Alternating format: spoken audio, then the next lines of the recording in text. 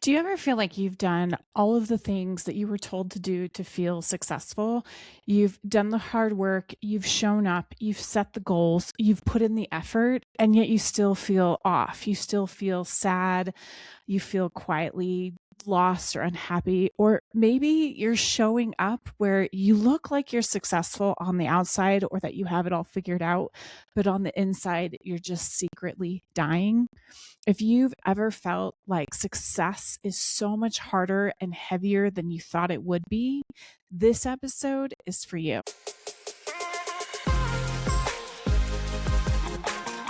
Hey, it's your friend Nika, and welcome to This Is How We Rise.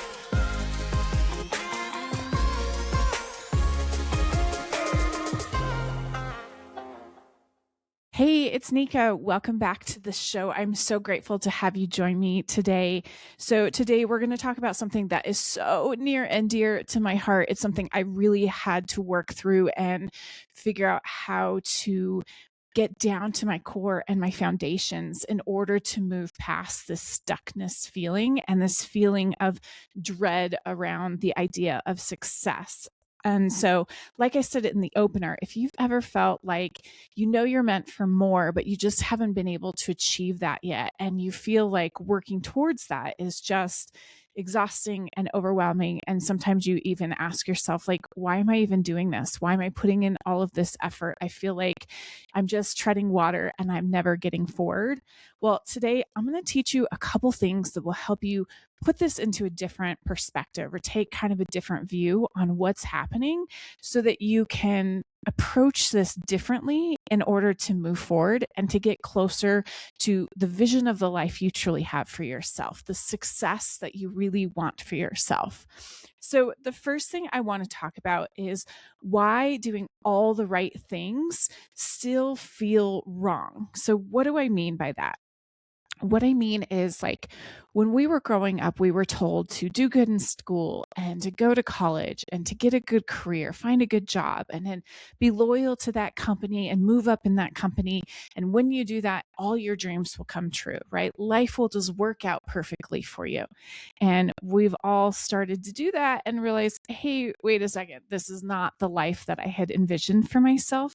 I've done all the right things, and yet I still feel unhappy, unhealthy, and all the right things felt wrong. They just did not feel good at the core, right?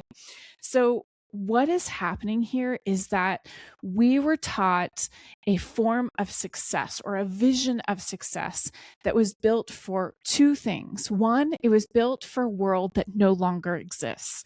That was the old world order, right? So that's how our parents' generation moved through life, or even maybe the Gen X generation. I'm a millennial. I know a lot of people listening are Gen Z. And so it was really a process that people moved through that worked for a different generation. And for millennials and Gen Z, we've come through this, ablazing through the doors, and yet nothing has worked out the way we were told it was going to work out. The other piece to know about this is that design was really built for men. The idea of success that way was really designed for men and not women.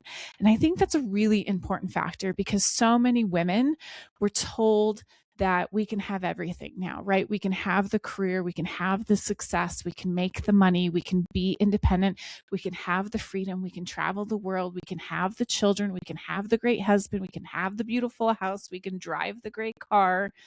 I'm out of breath. And yet we can't have it all at the same time because we're freaking exhausted, right? Like trying to do it all is exhausting. The thing that was never factored in was that vision was designed for men, because men, and I'm not bashing on men here, but men do not pick up as much responsibility at home as most women do. And that's not all men. I'm not trying to just, bucket men into one specific stereotype, but the vast majority of situations, especially with wives and mothers in that kind of home setting, women tend to pick up a lot more of that responsibility. And the thing that falls aside when that happens is either our careers, our dreams of success, or, our visions for our life, and or our health and well-being. I know that I struggled for years with my mental and physical health when I became a mother and a career woman and a wife at the same time. It was so much to manage and deal with, so much pressure, not to mention all the trauma that I had been through that I needed to work through and needed time and support for. So forget about all that, women, right? Like, we have to deal with real life. And that's where I talk about how sometimes you feel like you look like you show up well on the outside, you look great on the outside, but on the inside, you feel like you're dying and you're afraid to show that reality to other people in your life because you know that one, either you'll look like a failure by society's standards, or two, you're afraid that your friends and family will judge you or think less of you, or three, you're afraid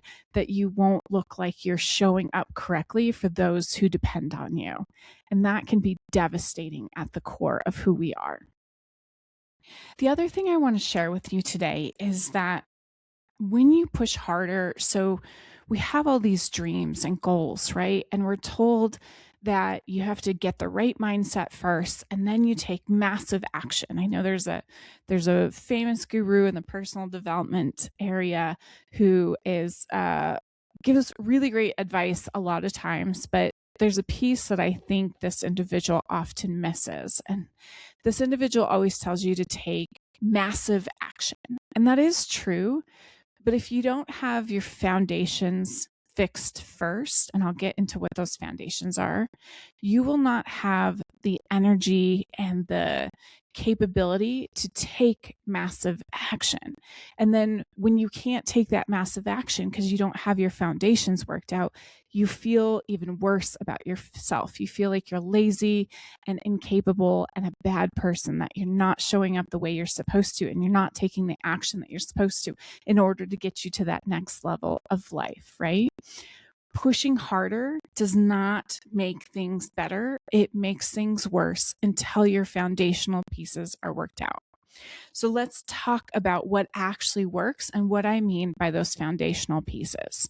The two things that the health industry, the personal development industry, the business coach industry often overlook is that first, you have to have your health in order. Because if you don't have your health in order, you're not going to have the energy, the clarity, the focus, the motivation and momentum. You're not going to have that peace that you need in order to take that massive action. If your health is not in order, your mental health is not going to be in order. And depression and anxiety do not make taking massive action any easier. So you have to have your health in order. You're not freaking lazy. This is a biology issue.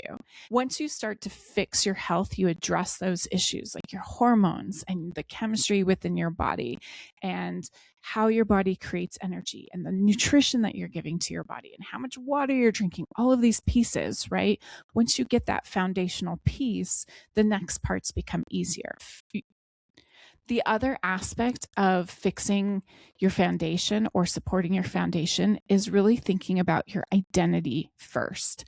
So I'm not talking about your identity in the sense of showing up like a professional career woman or showing up as a mother or showing up as a wife or whatever it is that you're showing up as. It's not that identity that I'm talking about. The piece of your identity that you need to fix first is how you see yourself at the core and how you communicate with yourself subconsciously or internally.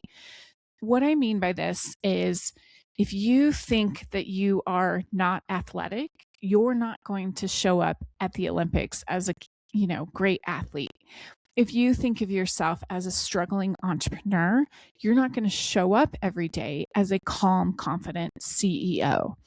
If you think of yourself as lazy and incapable of doing something hard, then you're never going to do that hard thing. You have to start shifting how you think about yourself in order to show up differently. So, an example of what I mean is instead of thinking that you're lazy, think of yourself as my body is tired and I'm learning how to improve the energy of my body so that I can show up and do the hard thing.